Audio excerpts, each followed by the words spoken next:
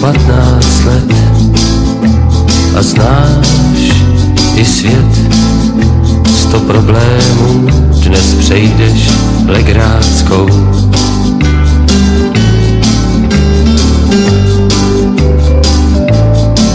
Už si odvyk chodit bos, jsi muž a kos a vychloubáš se pózou světáckou.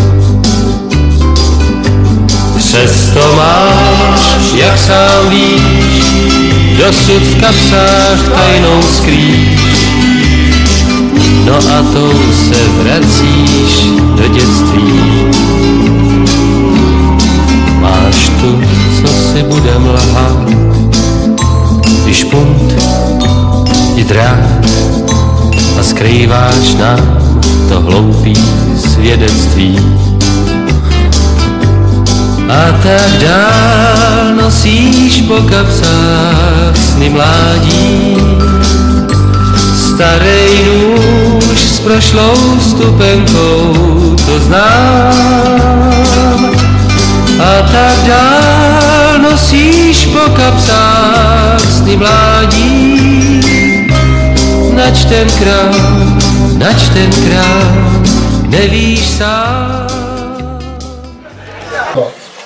O 9:30 máme být pod schodami na půlku místě Homoly, což je tady odtaď asi kilometr. Tak vás poprosím, kdo bude chtít jet na mši svatou, aby tak nějak ve čtvrt nasedl na autobusu a my pomalinku vás navedeme na Homol. Kdo nebude chtít, může tady zůstat a pokračovat v občerstvení a můžeme si povídat, co a jak obce. Tamhle máme stánek, kdo je z Borovnice, to je do které má nárok na odznáček, takovýhle krásný náš, jo. Takže kdo si ho nevzal, může si ho vzít. Jinak, kdo nemá kávu, tak ať se o ní přihlásí a teďko tak nějak furt probíhá volná zábava a klídek, odpočíte si po dlouhé cestě. Tak zatím. S časem prý člověk nerovný boj zvládí. 1000krát dostal zabrat, no je houšť a tak dál nosí. Jsme rádi, že jsme se takhle v hojném počtu sešli a že jste nás takhle obdařili 2 autobusy. Je teda tady zastoupení v okresu Borovnice, Trutnov a Žďár nad Sázavou, které teda vítám. Můžeme zatleskat. Pak tady máme zastoupení teda Borovnice, okres Rychnov nad Kněžnou. Stále ještě čekáme, jestli nám přijede někdo z okresu Benešov a bylo mě řečeno, že původně mělo přijet 3 až 5 aut, ale postupně říkal, že ty mladí mu to odříkávali na různé akce a tak dále, takže uvidíme, jestli aspoň přijede jedno auto, necháme se překvapit, i když přijedou později, budeme rádi. Omluvili se nám teda z okresu České Budějovice právě paní, která naposledy právě loni v tom byla zastupitelka, která zastupovala vlastně pana starostu, když to řeknu asi takhle. A ta je momentálně v zahraničí na dovolené a pan starosta nemá zájem. Takže smůla, uvidíme třeba někdy příště v tomhleto. Teď bych ještě navázala teda na to, že hlavním posláním takovéhoto setkání je navazovat a utužovat svazek obcí a lidí vůbec z Borovnic, který nás je v republice jenom 5. Já bych ještě jenom řekla, že třeba navážu na to, že Rychnov, vlastně Karel Poláček, bylo nás 5, napsal knížku, takže se nám to docela pěkně i hodí. A potom uvidíte nějaký takový ty sponzorský dárek v tomto tématu asi bude. Dále bych vám řekla, že je připravený bohatý a pestrý program, včetně seznámení se s okolím obcem a jejími částmi. Po absolvování mše na Homoli bude následovat projížďka obcemi, které spadají pod obec Borovnici. Bude to navazovat Rájec, Přestávky, kde máme sídlo obecního úřadu a zpátky se sem vrátíme právě přímo do Borovnice přes Klukovnu a SDH, vlastně už je tady ukazuje, že máme spěchat teda. Ještě co bych ještě řekla, že je teda připravené bohaté pohoštění A po obědě nás tady navštíví živá hudba, kde bude k poslechu i k tanci možnost, takže i na přání se bude již tak hrát potom. A ještě celý den vás budu provázet buď já, teda jako starostka obce, všichni nevím, jestli mě znáte, jmenuji se teda Sonia Rojková, pak teda tady ještě bude organizátor a uvaděč pan Jiří Kaplan, který tady již tak pak bude chodit s mikrofonem mezi váma a nějaký dotazy nebo připomínky nebo cokoliv budete třeba chtět vědět, tak můžete se přímo tady zviditelňovat. Pak tady ještě bych chtěla představit pana Ladislava Míčka, který je jako historik a který vás právě provede po těch schodech nahoru k té homoli a bude vám říkat všechno historii vůbec, co se týká obce Borovnice. A ještě bych na něj prozradila, že nám ještě sestavil takovou krásnou brožurku, která je právě k dispozici u stánku, tam slečny Rojkové, řeknu mé dcery, která to tam vede a organizuje a tak dále, když budete potřebovat. Ještě tady vítám pana Skalického, který jako kronikář za obec Borovnici a o kousek dál asi 50 metrů máme obecní knihovnu Borovnici přímo, kterou vede paní Božena Kaplanová. Musím ji pochválit teda jako výtečně, kde budou vystaveny všechny historické kroniky, kde jsme je vzali i z archivu, co jsme měli i na obecním úřadě a tak dále. A cokoliv budete potřebovat, tak tyto dva lidi vám již tak tomu tak zodpovědí, všechno možně. Tak ještě bych chtěla přivítat pana fotografa, pana Jiřího Vacka, když tak se neděste, bude dělat fotky tady, aby jsme měli nějakou dokumentaci, jak do kroniky, tak třeba jednou i pro vás. A ještě tady chci říct, že pan kameraman hlavně, Břetislav Kaplan, který to zdokumentuje a potom všichni ty obce právě dostanete opět již tak nahrané CDčko teda. Jako dokument potom na toto setkání druhé tady u nás.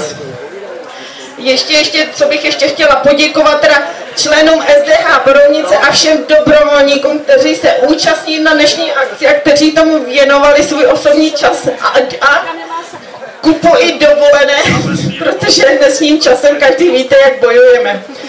A ještě teda co...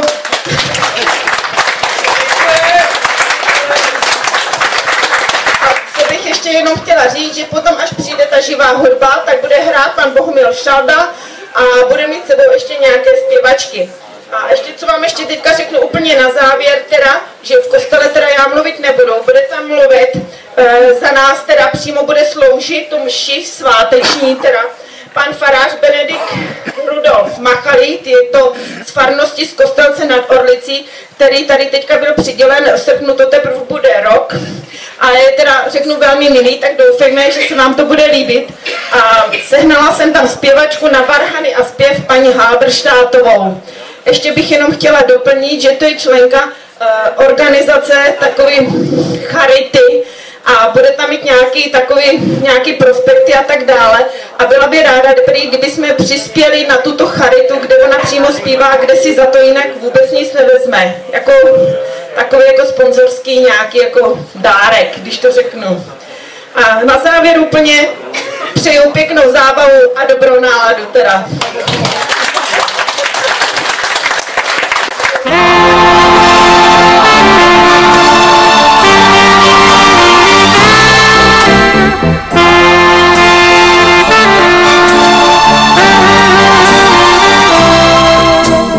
Takový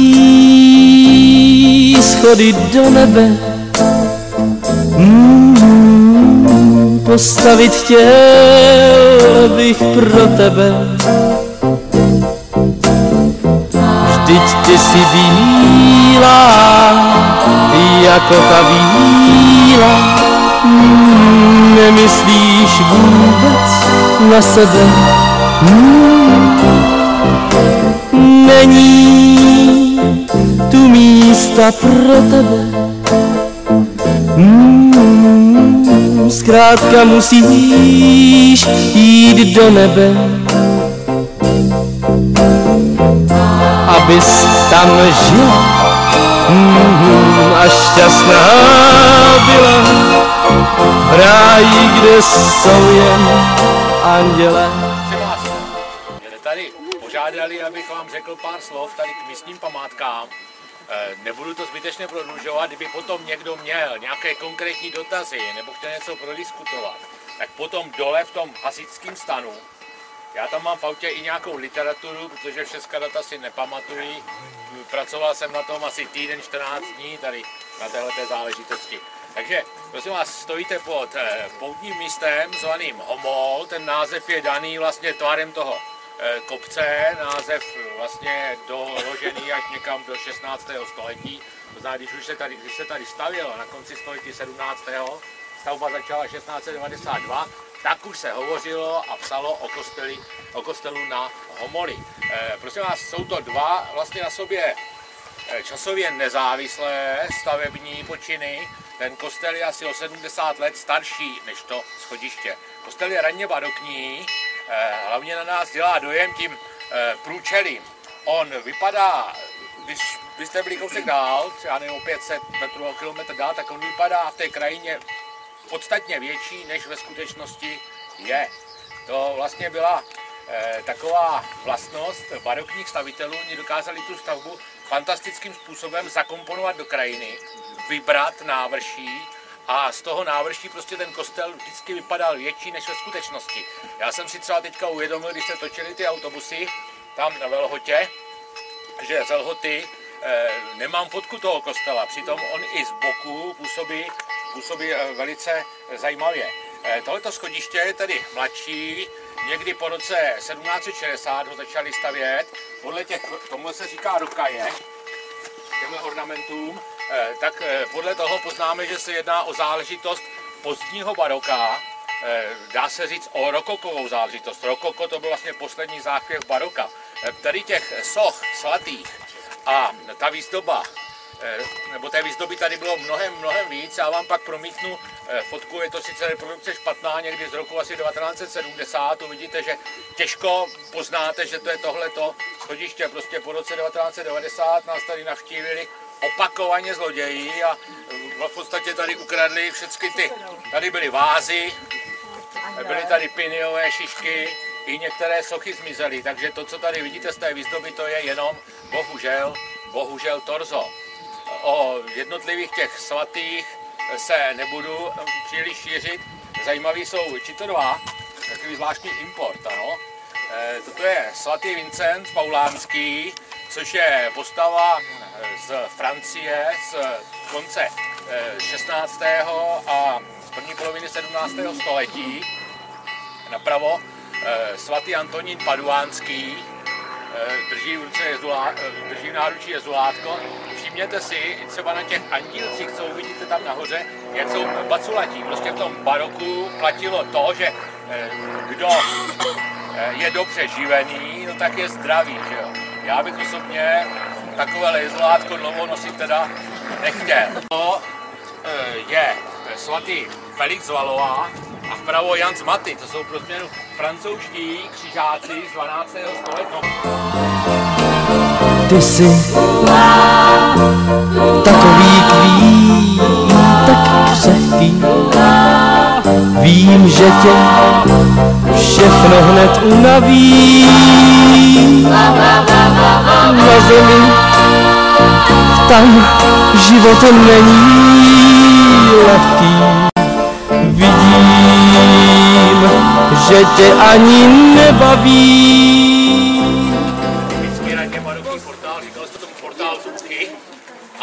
Nahoře je znak stavitelky, nebo stavebnice, takhle stavebník je ten, kdo zadá stavbu, víte, hraběnky z Ugarte na Orlice. No ty dvě sochy jsou taky původní, barokní, vlevo je Ježíš, vpravo Panna Maria.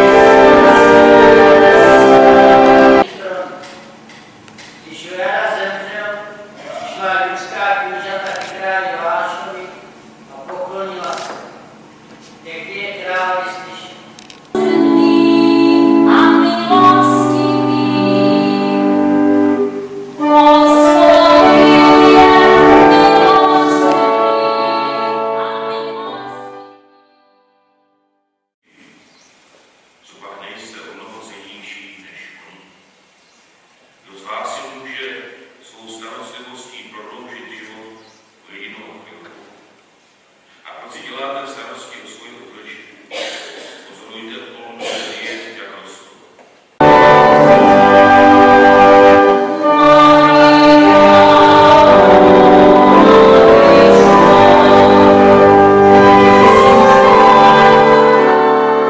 Veselá v nebi tam se srdce nedělá.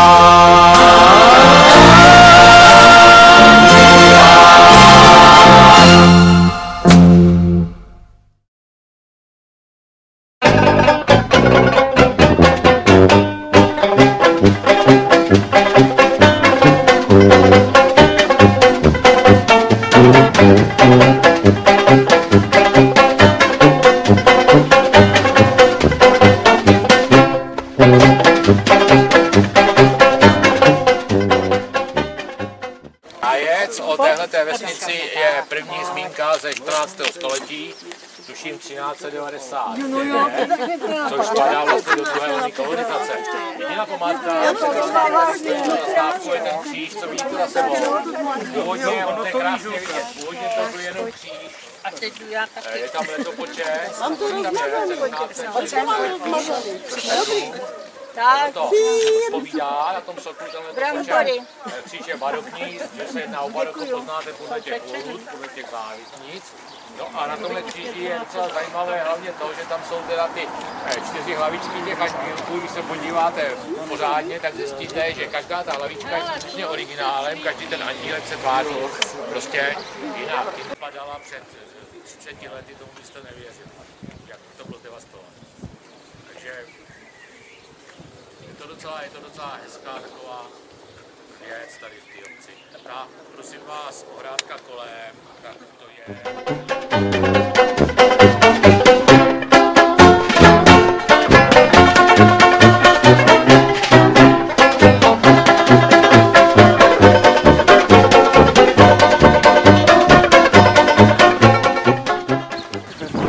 A jsme v areálu bývalého panského dvora. Ty přestavilky vlastně až někdy do první poloviny 18. století byly samostatným panstvíčkem. A v pozadí vidíte zámeček, k tomu vám pak řeknu pár slov, až budeme tam. Tady vidíte barokní sýpku, ten špíchar má podobně způsobenou mansardovou střechu jako zámek, takže oni si dali záležet ti naši předci i na takovýchhle užitkových stavbách, aby pěkně vypadaly. No a nás budou zajímat ze všeho nejdřív tyhle ty dvě obyčejné stodoly. Ani ne tak ty stodoly, jako to, co je mezi nimi. Původně to byly dvě stodoly, které byly od sebe oddělené, pak se to později spojilo s střechou. Z druhé strany je nádherná brána. Památka. Ano. Je to si krásná cedulka, kulturní památka.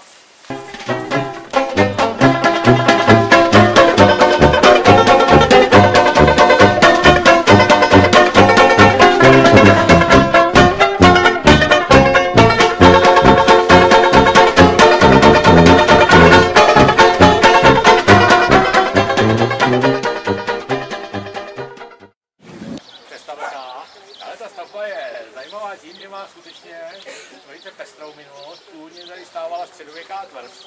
Z té tvrze se dochovalo sklepení a část přízemí. Údajně tady jsou kdesi jakési klenby a jsem je neviděl. Přízemí. Potom se to přestavělo na zámeček, zřejmě na původní půdorysu. Původně dřevěná stavba pokračovala tak, že oni likvidovali tu dřevěné přízemí, jezdili to, ale pokračovali dál potom vlastním dřevem, takže to, co se tváří jako, že je zděný nahoře, tak to je vlastně odmítnutá dřevěná konstrukce a na té dřevěné konstrukci sedí ta mohutná střecha, to znamená ze stavebnického pohledu docela od vás. ten zámeček naposledy měl stavební úpravu někdy v první polovině 19. století. Tak a já vás teďka provedu, hnedka tady právě řeknu přízemím, kde teda ještě jsou vidět právě ty stropy. Vlevo máme tělocvičnu, o kousek dál je pingpongárna a potom po schodech nahoru se dostanete do prvního patra, tam zase něco řekneme teda. Já jsem myslel, jestli to náhodou nebylo. Obec má právě dvě knihovny, jednu tady v Přestavokách a jednu potom v té Borovnici, tak si kde děláme různé schůze, svatby, vítání občánků a tak dále. Kdy potřebujeme na něco mrkněte, klidně si tam můžete vstoupit.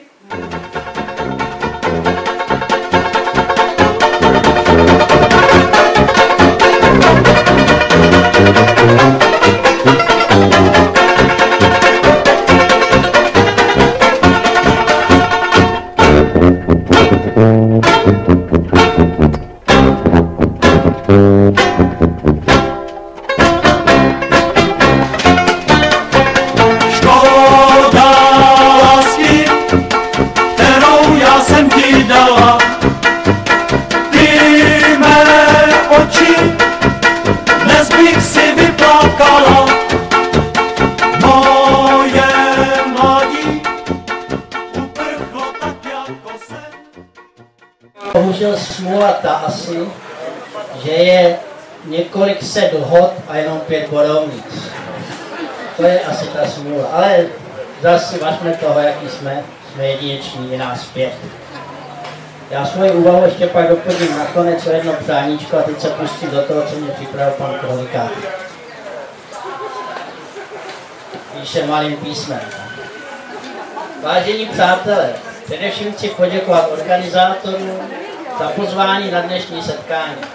Jsem rád, že vaše obec navažuje dnešní akcí na loňské setkání u nás v Borovnici v okrese Trutnov. Vám všem, kteří jste se nezúčastnili prvního setkání Borovnic v loňském roce, bych chtěl říct několik základních informací o naší Borovnici. Naše obec se nachází pod Krkonoší poblíž Nové Paky. Nejsnadněji nás najdete na trase železnice z Pardubic do Liberce mezi stanicemi Dvůr Králové nad Labem a Stará Paka. Jenom na okraj tato železniční trasa, dlouhá 161 km, byla vystavěna v letech 1856 až 1859. Nejvýše položený bod na železniční trati Hradec Králové Jaroměř Liberec, zhruba 508 metrů nad mořem, najdete právě u nás v Borovnici a patřila k panství Pecka. Borovnice má rozlohu necelých 10 km čtverečních. Počet obyvatel se pohybuje kolem 400. Obcí je zhruba polovina domů využívána k rekreačním účelům. Tím, že naše obec už nemá základní školu, není u nás život úplně jednoduchý. Skoro každá činnost je u nás spojena s cestováním, lépe řečeno s dojížděním do nejbližších měst, ať už je to Dvůr Králové nad Labem, Brchlabí nebo Nová Paka. Prostředí naší vesnice je typickým příkladem dnešní české vesnice, kde klasické zemědělské hospodaření je silně potlačeno a místní textilce zaměstnáno několik místních obyvatel. Jedná se o to, že chceme do obce Borovnice vrátit poslední větrný mlýn německého typu, který stál ještě v roku předřečník 68 roku a byl rozebrán, odvezen a za pomocí památkářů zhnil tam kouří Kolína. Když se dovořil regionální Potyčínsko, tak každá vesnice jsem slyšet dobře. Já bych si dala takovou poslední tečku a to k našemu setkání, které bylo loni v Borovnici. Takže se ozvalo i dál, i za hranice a proč za hranice do Německa. Protože Borovnice byla dříve německou vesnicí a v roce 19...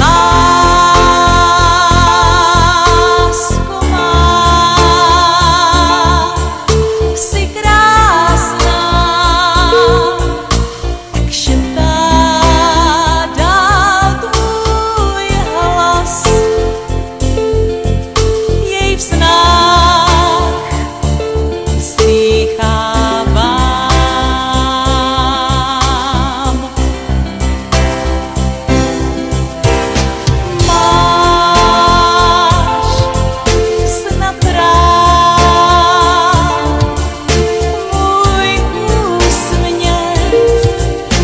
i sůl z mých řas.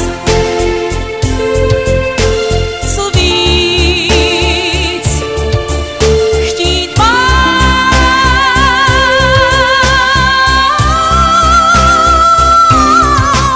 znáš touhu mou, znáš žádost mou, být královnou. 2013 se nám podařilo zvážit 62 občanů Borovnice. To si pamatujte, to je důležité.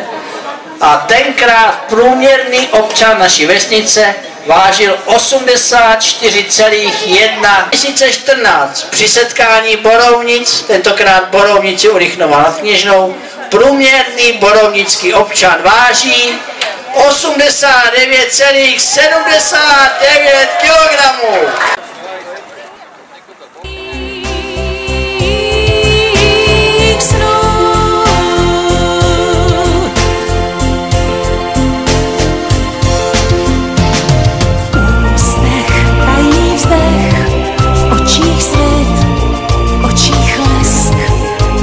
Zkouším, co se dá mlčky říct.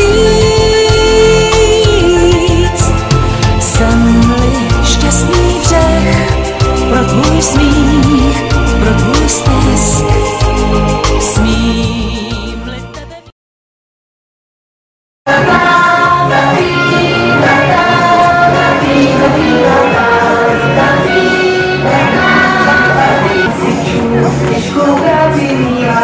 Když se oheň rozhoří, vodou do ní stříkáme, když všichni od nás slyšou smechy.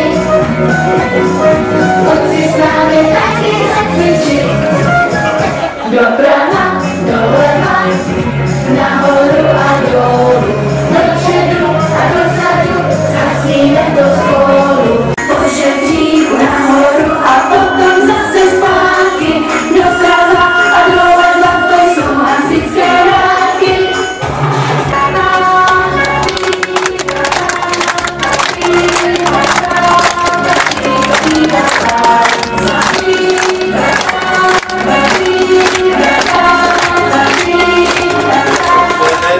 Abych se představil, jmenuji se Miloš Bednář a jsem z Letohradu.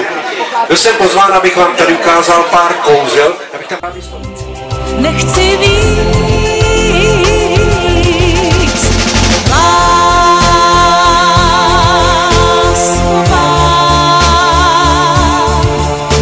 Jsi krásná, tak šitá na tvůj hlas. Poděkuji za vaši pozornost. Přeju hezký zbytek dne a třeba se někde sejdeme. Ahoj, nashledanou. Děkuji moc.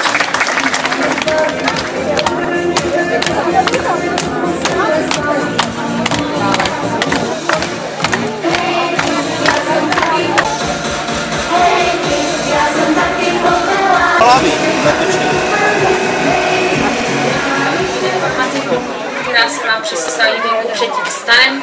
Bohužel 2 holčiny nemohly dojet. Vidíš, papi?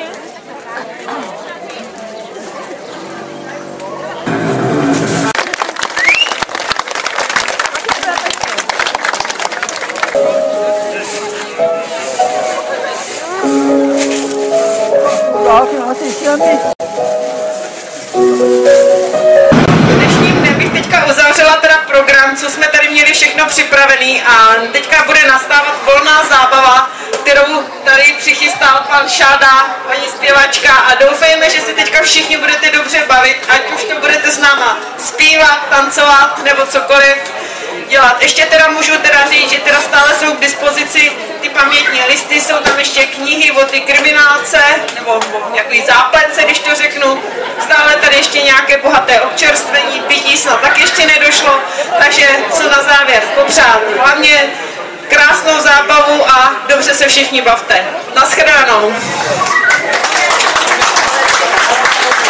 A přesto je znovu vítězem.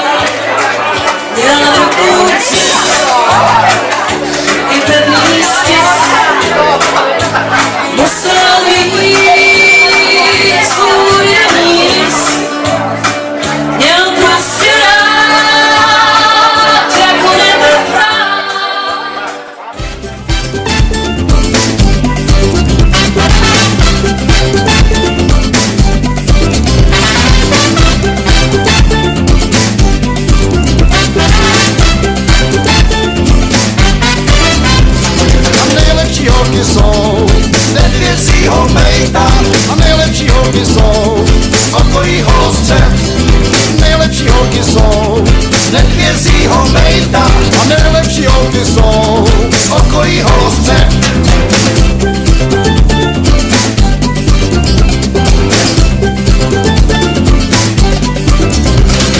Rybitví, ani tam to není špatný.